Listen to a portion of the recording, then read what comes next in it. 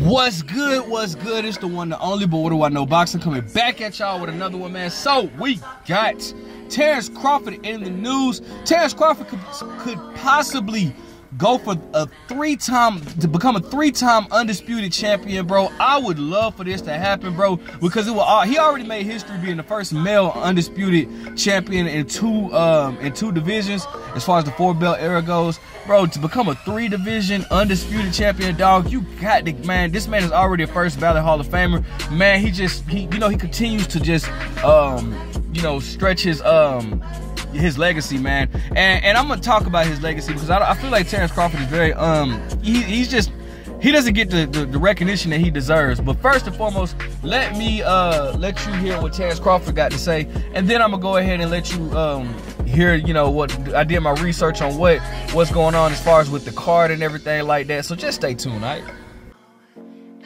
Weight class a priority to you? Well, it's not a priority. Is becoming an undisputed champion in a 3rd weight class a priority to you? Well, it's not a priority, but it's up in the air. You gotta understand. It's potentially 2 belts on the line. You know, if Fondor don't fight me after this, I'm WBO and WBA champion. If he do fight me, then that's 3 belts on the line. There's only 1 more to capture. So, potentially 3 fights, that's undisputed. So, shout out to Boxing News 24. It says, announced Terence Crawford will challenge Israel Madrimov for his WBA super welterweight title on August 3rd in LA. All right.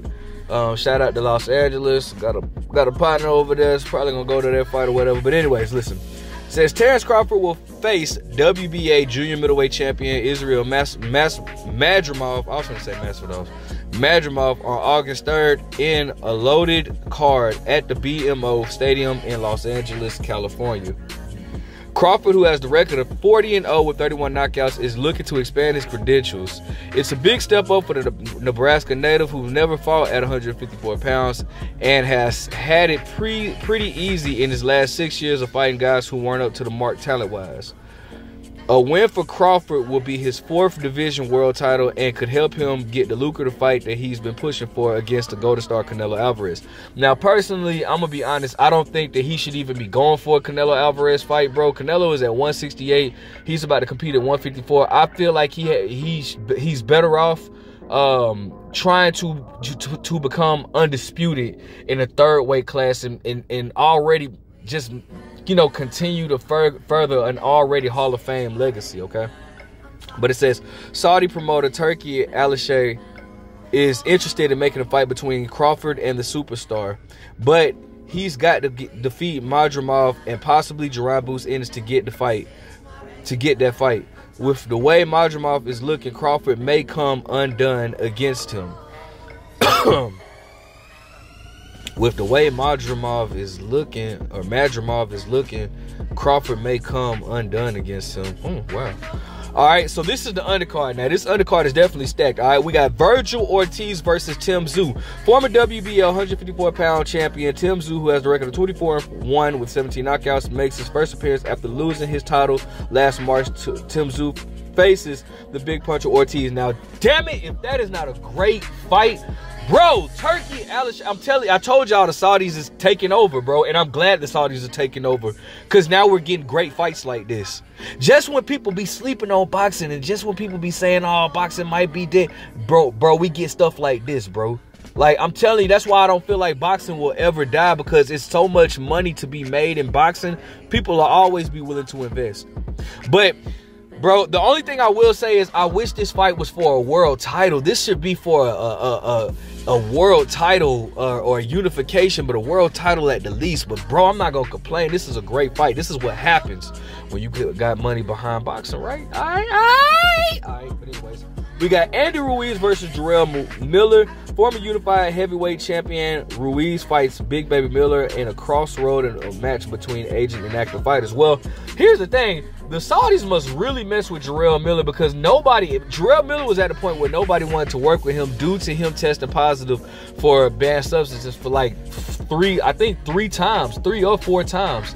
So it's like Eddie Hearn didn't want to work with him, Top Rank didn't want to work with him, PBC damn sure didn't want to work with him. And the Saudis came and saved that man. The man, you know, was arrested for doing some crazy thing, I don't know, at some car dealership. So the Saudis must really, like, you know, like really mess with him to be giving him chance after chance. You know, he just came off of a loss against Daniel Dubois. Him and Eddie Ruiz, that's going to be a very entertaining fight. Isaac Cruz versus Jose Venezuela, aka Ryu. Now everybody knows that Ryu is my guy. That's a great fight. WBA light welterweight champion Pitbull takes his first defense of his title against a popular but struggling Ryu Venezuela, who comes to the fight with a 1-2 record in his last 3 fights. And but he avenged. First of all, though, like, man, I will say this: everybody and their mama thought that he beat Chris Colbert that first fight, but that second fight he came and slept Chris Colbert, slept him. All right, left a statement. All right, but I am confused as to how he gets a title shot at 140 pounds, at the 140-pound weight class, when he only competes at 135. But that's the politics and, you know, boxing, whatever. David Morrell versus Radif Fakalaka Chakabakalaka, and you know, that's you know, David Morrell is moving up to 175 pounds. I did a video on that. If you haven't saw it, go check it out. You know, interested to see David Morrell. Whatever it takes to keep these guys busy, man. And if that's what the Saudis are gonna do to keep the PBC busy, the hell, I'm with it. I'll love it. And Andy Cruz versus Antonio Morin. I don't know who the hell that is, but anyways, Crawford is taking a dangerous fight with Madrimov, who can punch and is crafty, unpredictable style with the odds angles that he uses to throw his power shot. With the odd angles he used to throw his power shots.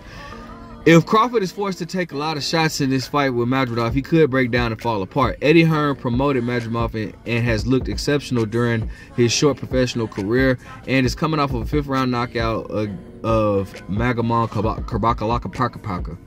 All right, so all right, man, I'm excited. Let's talk about this, man. Let's talk about Terence Crawford.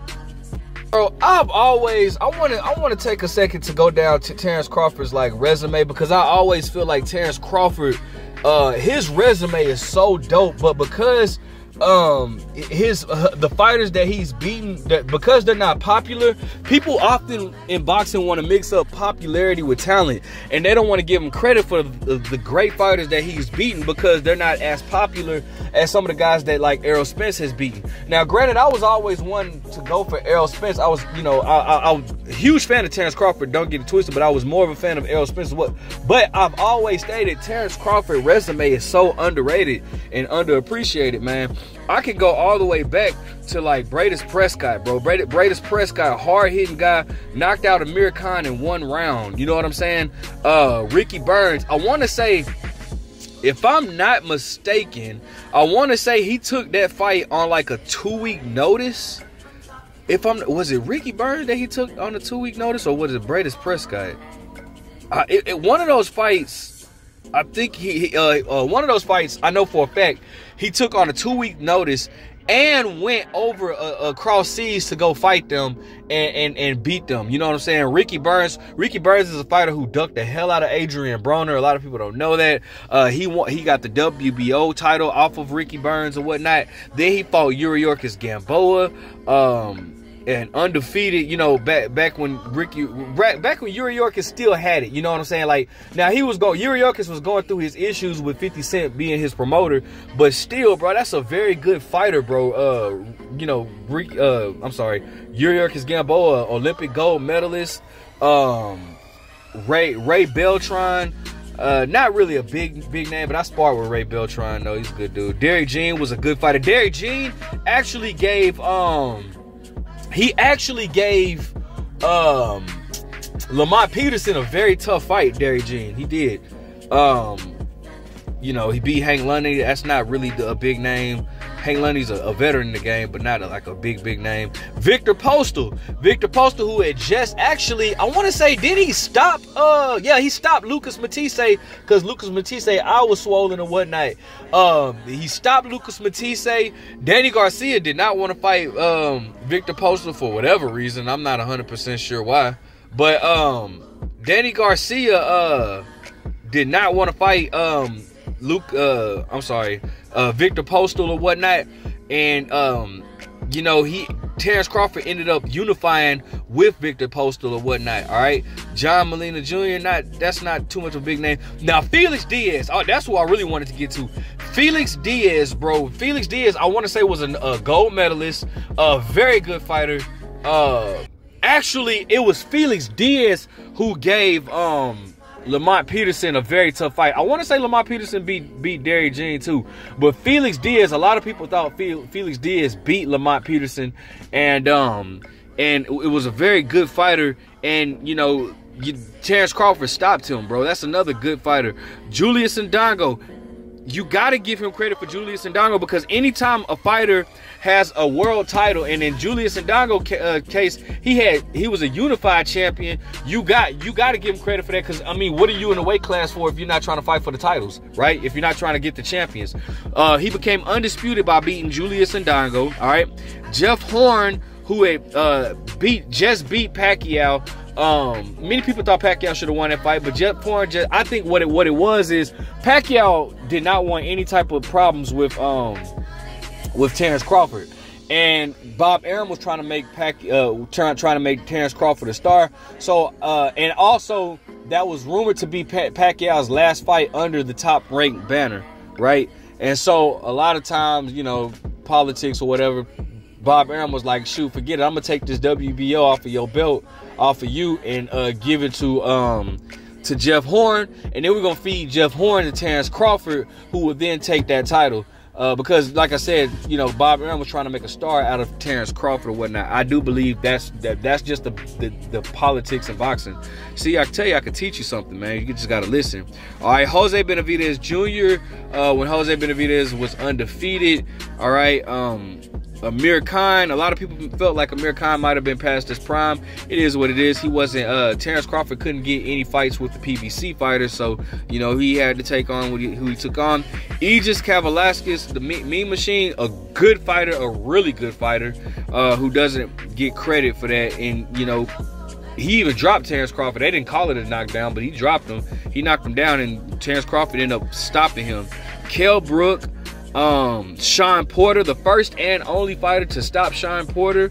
Errol Spence Jr. Like, man, this dude, Terence Crawford, has a really good resume. People just, like I said, because the fighters, besides Errol Spence and Sean Porter, because the fighters are not popular, and maybe Kell Brook too, but because the fighters are not popular, they don't want to give him credit. A lot of boxing fans don't even really watch boxing. A lot of you guys are just casuals, so you don't want to give him credit for that. You just go by, you know, if the fighter's not popular, then obviously they're not talented, so we only give you credit for popular fighters. And that's not the case with Terence Crawford. Terence Crawford has been in there with a lot of really good guys, you know what I'm saying? Amir Khan too, you know, those are the most popular names on his resume. Errol Spence, you know, Sean Porter, Kell Brook, Amir Khan, you know, and not to mention, he stopped Jose Benavidez Jr. And we just saw Jose Benavidez Jr. technically fight at super middleweight against Jamal Charlo, and Jamal Charlo couldn't even stop him. We saw him fight at 154 against Danny Jacobs. Danny Jacobs couldn't even stop him. So that lets you know the power of Terence Crawford is real. You know what I'm saying? Shit is real. Shit is real. Got me feeling Israeli. Bars. Alright? But that was Kanye West. I can't take credit for that. So shout out to Terence Crawford for continuing to solidify his legacy, man, and possibly becoming a 4-division world champ. And once again, just adding on to what already is a Hall of Fame legacy. So you guys have to appreciate guys like Terence Crawford now, because I'm telling you, when he's gone, you're gonna be missing him, man. Like, Terence Crawford is a guy that can do anything. He can box, he can be slick, he can bang out with you, bro. He can fight southpaw, he can fight orthodox, and he turns 37 soon. So it's like, you know, he's getting up there in age. He doesn't have many years left in this boxing world. All right, so appreciate that while you're still here. Let me know what you guys think. Likes, comments, subscribe. But what do I know?